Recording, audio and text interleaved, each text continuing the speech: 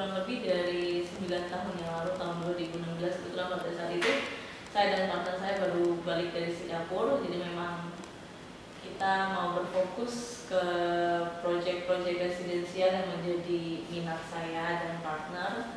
Ya walaupun during 9 tahun ini ya proyek kita hanya terbatas residensial, tapi juga komersial dan interior design juga.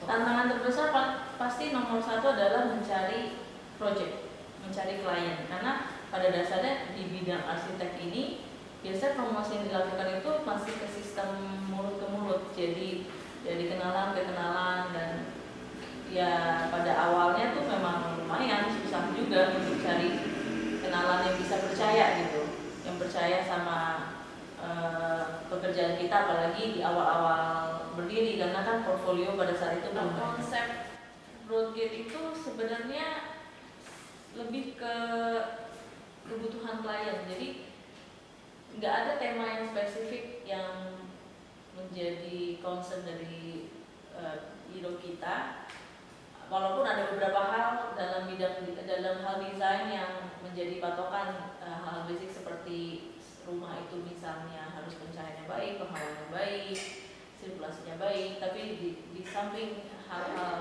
standar desain yang baik tersebut, biasanya kita menitik beratkan konsep kita tuh yang penting bikin klien happy, karena pada dasarnya apapun yang kita rancang itu memang kita yang merancang, tapi kan untuk digunakan oleh klien dalam jangka waktu yang lama. Jadi selama kebutuhan klien terpenuhi dan mereka senang, ya itu merupakan tujuan dari desain-desain yang kita ciptakan.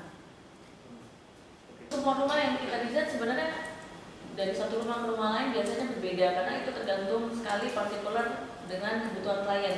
Oleh karena itu yang membedakan desain yang desain rumah yang didesain oleh arsitek dengan desain-desain yang biasanya dikembangkan oleh perumahan-perumahan, karena biasanya kalau perumahan itu kan semua desainnya sama persis. Nah, kalau dengan arsitek gitu, biasanya desainnya itu memang benar-benar partikular untuk penghuni tersebut. Karena kalau tema arsitektur tuh kadang-kadang terpengaruh oleh tren kali ini kan kebanyakan minimalis, modern, jadi emang lately proyek-proyek kita banyak yang bertema tersebut, tapi ada beberapa lah proyek yang langgangnya seperti modern klasik American seperti itu.